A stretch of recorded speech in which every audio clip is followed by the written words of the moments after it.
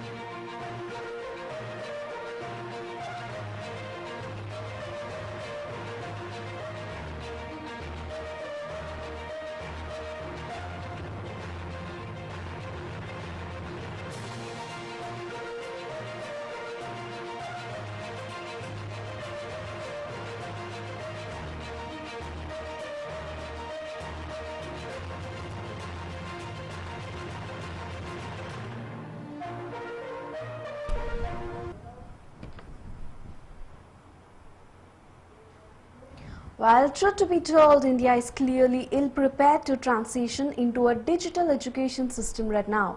It will take us a substantial amount of time in order to move towards the right direction. Well, to push for this change with the limited time and resources that we have, it is very unjust. We need to take a step back and re-evaluate on how to deal with the current scenario. Well, joining us, we have Ayush from the Student Union leader of Hyderabad. Let's connect to him to know what are the challenges of a student to present online classes. Well, hello Ayush. Ayush, what are the challenges that do students face while attending online classes? See, while talking about challenges, the first thing that ever comes in times of crisis or a pandemic is that the marginalized section, the socially economic backward sections are already the worst affected because of pandemic or because of crisis, and then these additional measures never take them in consideration. We are talking about online classes at a time when states like Bengal, West Bengal, Odisha, Assam, Bihar, they all have been going through flood and cyclones. Jammu and Kashmir does not have proper internet connection since 1 year, since abrogation was passed of Article 370 in Jammu and Kashmir. Are we excluding them out of them? Secondly, important question is the gender aspect of this whole online classes. If we look into studies, UN and also National Commission of Women have told about the exponential rise in the cases of domestic violence under lockdown itself. Even if you look at the accessibility of phone and internet, when India stands at the second largest users of internet and phone devices and connectivity, 16% of women have internet and mobile connections. At this condition, who are going to be the most marginalized or who are going to be left out of all this planning? Those who already had limited access to education. Education cannot be and should not be seen as a privilege, but it is a right, and right has to be ensured to all the individuals by the state. And if it is not done so, it is exclusionary and it is discriminatory in its nature, which is being now taken as in a hue and cry of being going online and digital India and whatever the name can be. But at the ground level, what are the consequences of these for those students who will not be able to be part of it? They will be going through double marginalization. And this discrimination is very much in this structure of online education and online debate. That is one biggest concern today. Secondly, if we look at it, that the whole claim of online education, we know that how poorly, how badly are family managing in this crisis due to salary cut-off, half salary, job loss, and all these factors. In these times, how are the parents are going to afford the cost of education of their children? That will not only create stress on students, but will also have an additional burden on the students of their families, seeing the emotional and psychological trauma that their family is going through. Since long, this country has forgotten the crisis and the suffering of their farmers, and now in the line are students who are being subjected without any consideration by universities, by institutes, of how they are going to take it up. These are the challenges that the state needs to address before going towards any blueprint of online education and its functionality.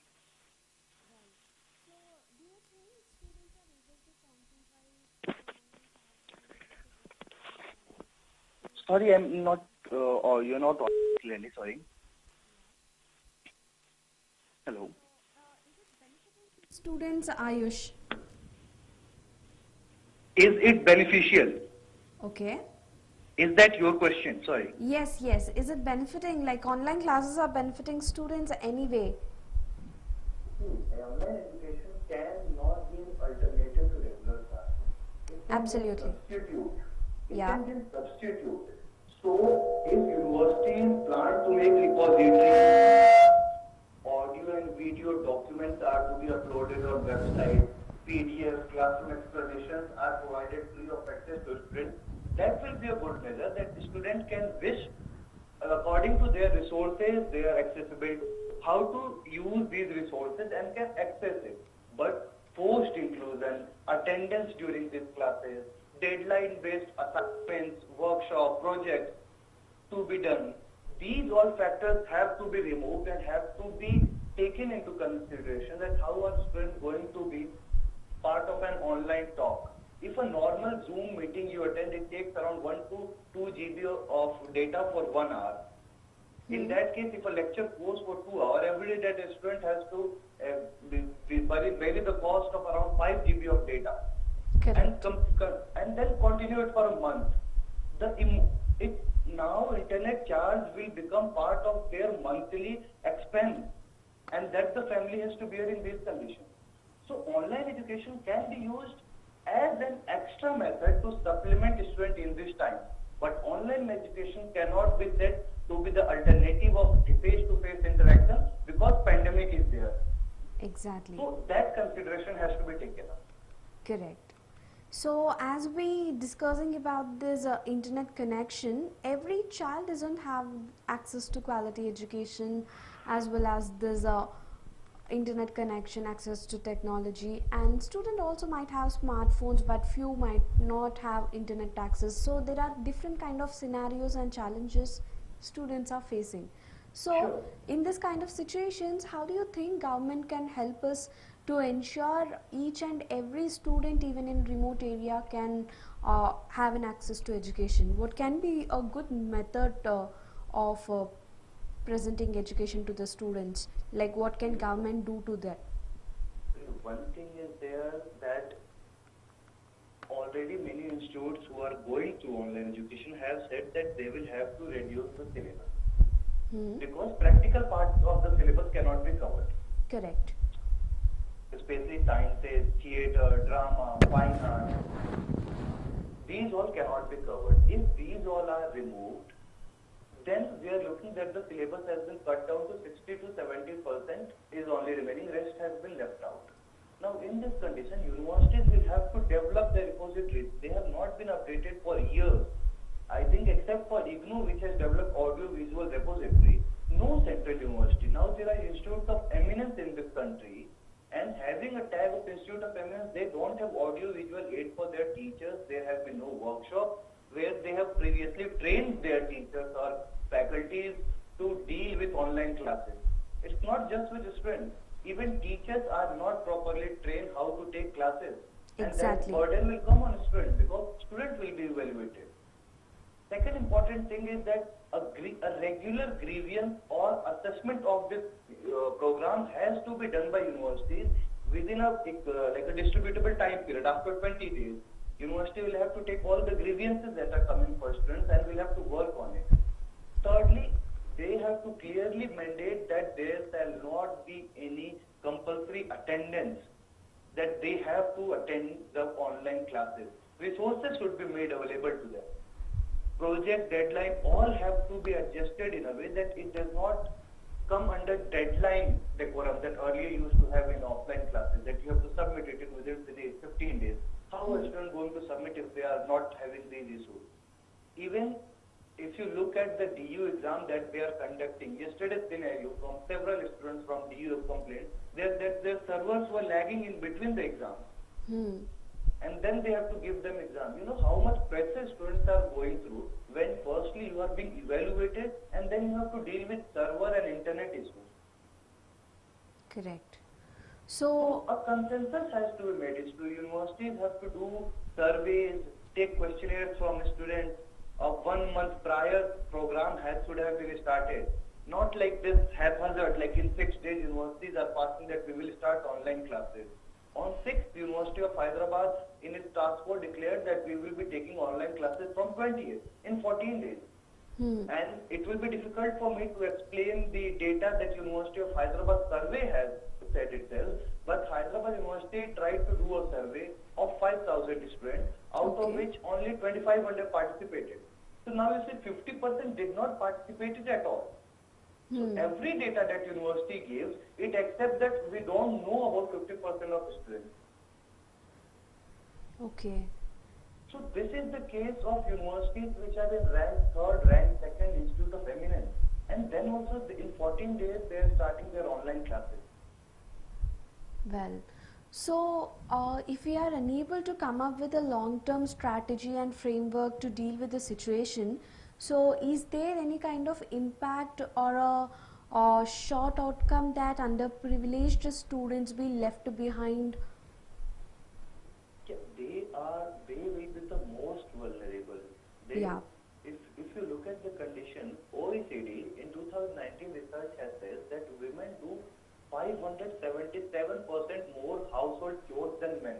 Hmm. Now put this situation during lockdown. If a family has a phone or a laptop and looking at the patriarchal setup of our society, what do you think who gets the access of these resources as priority? The male member of the family. The burden that the women and female students have to take during this period due to responsibility in their household work, because firstly their economy has been hit, their family expense is hard to manage, and then they have to take bearing of this thing. Secondly, of the socially and economically marginalized section, there are around 1200 students in our University of Hyderabad who apply for fellowship because they are of lower economic background. University thus by default accept that there are 1200 students on their record. There will be more than that, but it does not consider them. It has a limit. But these students, how are they going to take cost or bear the cost of this internet and appliances also? Will state insure it? The And answer, yeah, yeah. continue. And also, most importantly, that is been about those states. Are we totally forgetting? In University of Hyderabad, there are more than 100 to 200 students who are studying here from Jammu and Kashmir. Every news channel is aware of the internet situation in Jammu and Kashmir since past 1 year. Hmm. Isn't this double marginalization? A state that has been facing no internet facilities for a year, and now they have been asked to do their online classes. What else they do? There is even state can't pay or take any responsibilities over here because it's their doing. In case of Assam, we have seen how Bengal and Orissa were devastated due to Amphan cyclone. People are still building their houses and they don't have places to live. And in that condition, we are talking about online classes for that families and students from that families. Ayush, on the Isn't it? same, Yeah. yes. So Yeah, here yeah, I sorry. have a thing to say, like Yeah, when we, as of since the month of March, the government yeah, had something called as midday meal and some other programs which they used to spend a lot of amount to ensure that students attend schools and classes. Now the programs are completely off and the schemes is shut down as the schools and yeah, everything is down, and yeah. because of the social distancing this is not happening at all. So with that, at least the government have saved at least 30 to 40% of the budget which they used to spend for an every academic year on a school. Sure, So sure. Yeah, they have. yeah, with that, can the government be able to provide little gadgets like tabs to the student to ensure that they attend online classes? Yeah, they should take that initiative. That is the most preferable thing that the initiative should have been taken. You remember when Narendra Modi, the Prime Minister of India, allocated the budget to deal with coronavirus? There was no discussion of how much of that part is going to be given to students. Several student organizations and unions have declared that they give some monetary benefit or monetary provisions to students. Now, even if you look at universities, when students are their home, universities are charging their semester registration fee, which includes charges of facilities like library, sports, computer lab, room rent. Why are you taking all these? These money should be given back to students. They should be given that take this and use it for internet connection charges, or if you have to get a device or whatever, this should be ensured from university. Absolutely. One very good initiative that was taken by Kerala state during this pandemic was that they started telecasting class programs on television. Yes. That has to be one medium that governments have to consider into. There are government channels, there are private channels that government must contact and must expand on that part, that it can be telecasted on news radios, on FMs, on television. or the sources that are most accessible, that you don't have to put extra burden. And why it has not been explored is a very big question of the think tank which is planning all this. Well, A think yes. tank sitting in a comfortable room with internet connectivity. We have seen how party meetings of national parties and discussions have been disrupted due to their online connectivity and all these issues. And we are expecting students with the strength of 120 in a class to attend an online class. So I think TV channels, radio channels, these all should be used to keep students in this academic atmosphere, that they are in link with their academics. They are not completely untouched or have been left by. And secondly, the money that universities are charging at this moment, including semester, library and all, has to be totally revoked by the government, by UGC, by MHRD, and that money should be returned back to students so that they can get their appliances or internet connection for however limited access they will be getting out of it. Exactly. So, well, on the same line, by the month of September, second week or third week, the schools are set to reopen. So, what kind of measures do you expect that it can make students safe? Like, what kind of social distancing norms do you expect in a schoolroom? See, in school or universities, as talking about Hyderabad universities, Yep. see, in schools, first thing is there that is their medical team equipped to handle these cases.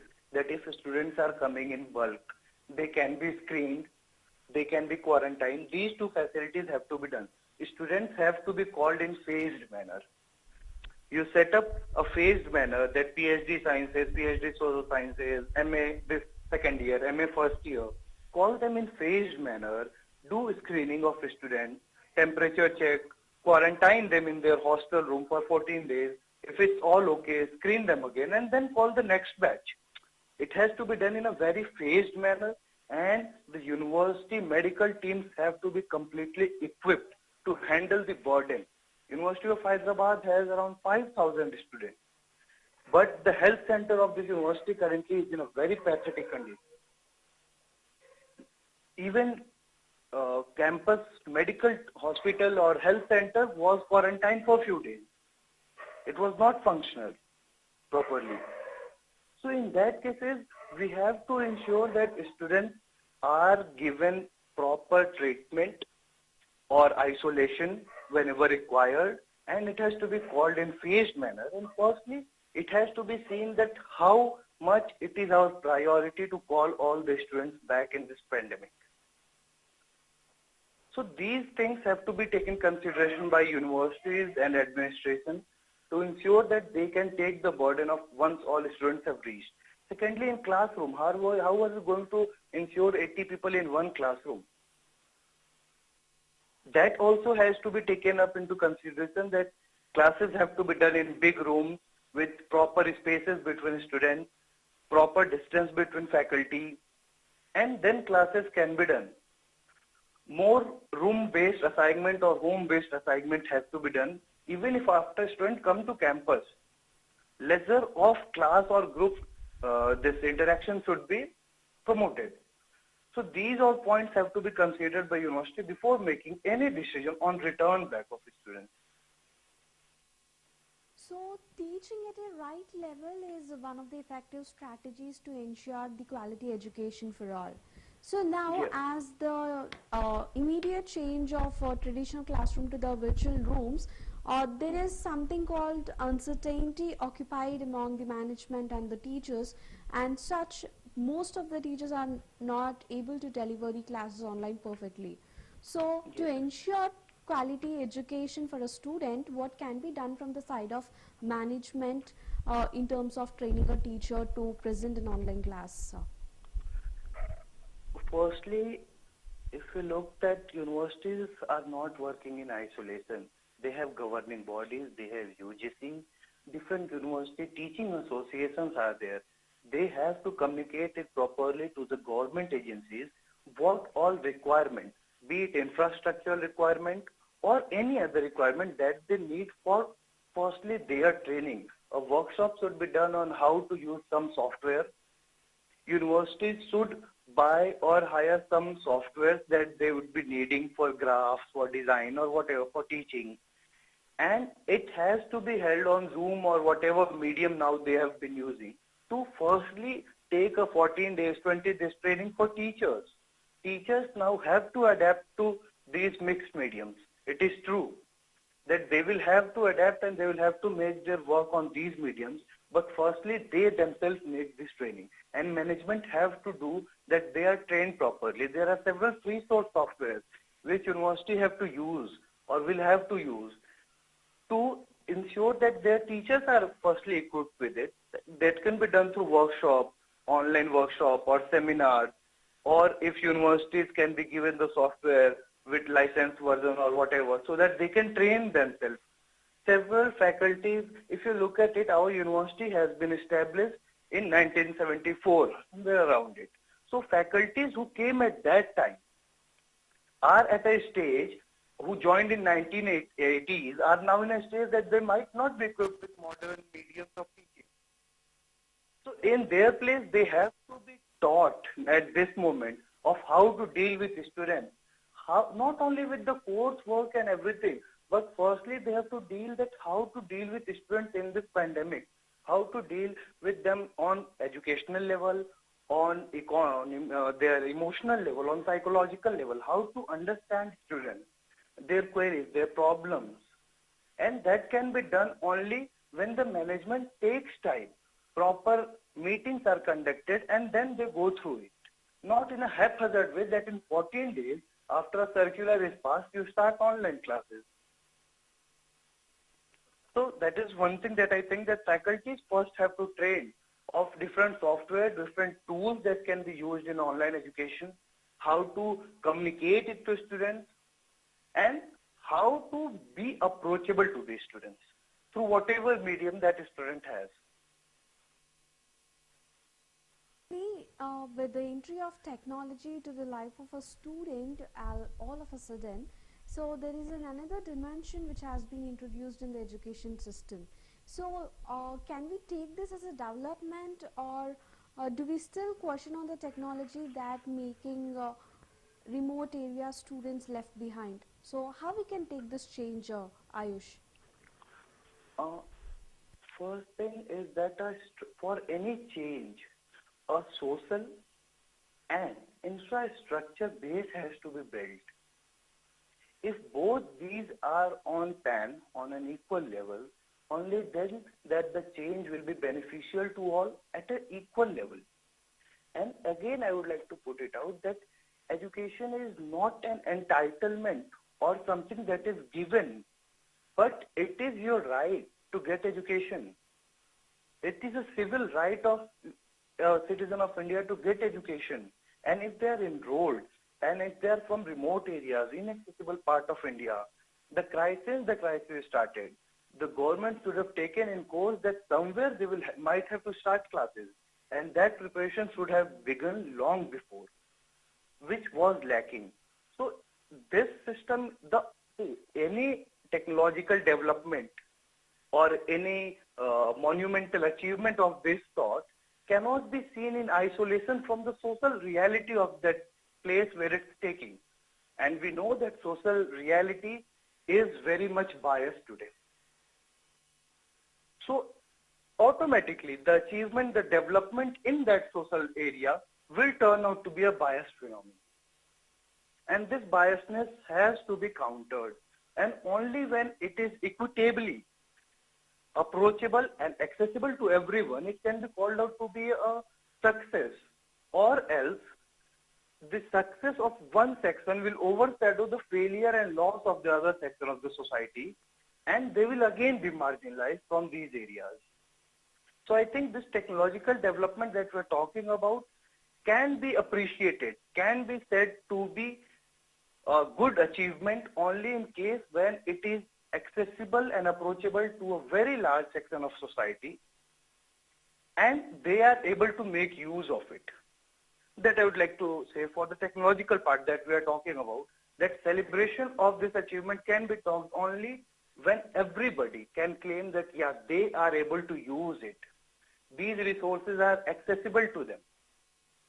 Because See, resources, if we are talking about using resources to empower, only when you have resources doesn't make you empowered. Only when you have decision how to use it, when to use it. The decision making, if it is with you, then you can be called to be an empowered person who has the resource and is empowered to use it, which is lacking in case of a very large section of the society, especially socially marginalized, economically marginalized sections, women population of this country, queer, LGBTQ students. All these are facing these challenges in today's time. So that has to be addressed. If we are talking about an urban, upper class and upper caste person who has limited resources, but even though they have, limited resources, but due to their social reality, they are able to use it, then we are not talking about and just an equal technological development. In no way. In line, making digital infrastructure more accessible to the students, how long will India take to develop it into a way where it can provide complete digital infrastructure to each and every student, and what can be done by India? Regarding the time that you are saying, how much Yes. time will it Yes, take? how much it will take? Yeah, to I think as a anthropologist and as student social sciences, I think I will not be capable enough to comment on that aspect. A think tank with survey-based study can depict that how it has been done in different countries, how it is not similar in our country, and what other measures have to be taken. But the question that how to assure or how India has to take it forward, first thing that has to be addressed is the structural violence. I am quoting here the term structural violence used by an academician, Johan Galtung, who says that the structure has violence imbibed in itself. By its nature, it violates the rights of people. And that is what has to be addressed first, that you need not see any structure, any development as a neutral being. No development is neutral. It always, in its true nature, biases toward one section of the society. That biasness has to be questioned first. Every time a pandemic, a crisis is being dealt, the first priority of government should be how to first ensure the minimum and civil constitutional right of these sections who have been marginalized for a very long time period.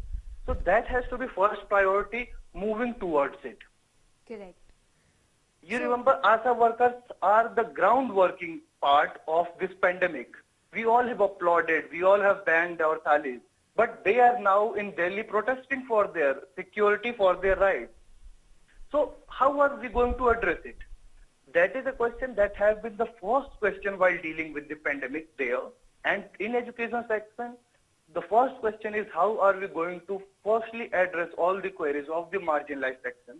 That can be done by representation of different sections of society in the decision making, direct interaction with students, no one-way digital conference where one person speaks and tells about the highlights of the program, but a direct and critical discussion with students, with faculty, with higher decision-making bodies. And it should ensure that there is equal representation from different sections of the society. And then decisions have to be made. Thanks for joining us today, and if you have any last word to convey to your student to ensure their quality education on a regular basis. One thing is there that it should be informed to students from our side also, and I think universities and administrations should take it, that they should make assure that their students are not going to face double marginalization at educational level and also at psychological and emotional and mental level. That has to be assured. Second demand is that universities at the priority should start a way of online or in document format to address the emotional and psychological stress that students are going through. That has to be ensured. The queries have to be responded and they have to be brought in discussion.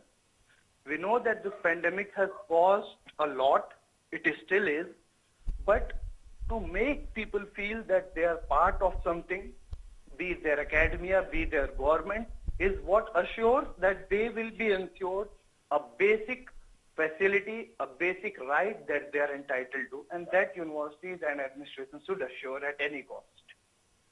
Well, thank you so much, Ayush. I hope we'll get back to you in another show and another episode on another topic. Uh, Thank you. Thanks a lot. Thank you. The need of the hour is to ensure that while no child is left behind, they are also not pressured to subscribe to one type of learning. It is the responsibility of everyone in the education system to innovate and reach every student at their learning level in the mode most available to them. And this will also help us create an equitable ecosystem where every child learns and education becomes a true fundamental right. Well, this is the School Scan with me, Vasavi Kaleru. Stay tuned to CVR English for a lot more educational updates.